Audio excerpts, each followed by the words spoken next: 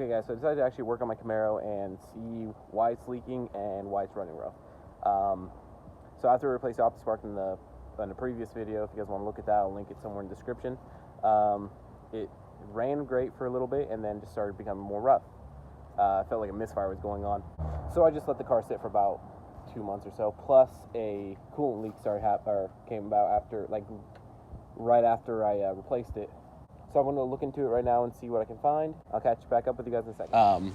Bumper's right there, cooling fan's right here. Took off the bumper to give me a little bit more room, but I completely forgot the actual bumpers here, and that's just a bumper cover, so it didn't really do much, but it helped a little bit.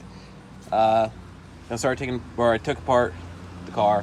So now I'm going to try to diagnose where exactly it is. I'm going to pour some water in there, figure out where the leak's going to be. If I find, I'll probably post a quick clip of it. I'm also going to figure out why it's misfiring.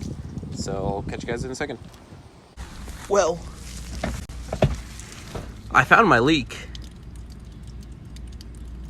Don't know how the fuck that happened. Okay guys, so I found the reason why it's misfiring a lot. This is the vent tube that goes from the optispark up to the intake manifold. So that would go down here. There's a little vent tube right behind the harmonic balancer.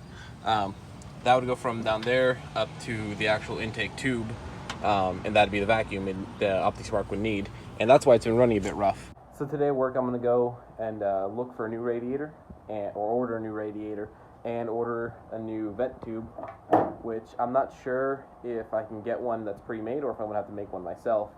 Probably gonna have to make one myself, not too hard. I actually think I might even be able to, I won't be able to reuse that. But I'm gonna do that today at work, and I'll catch you guys back up in a part 2 of the video. I don't have the parts to fix it right now, so I'll catch you guys in the next one.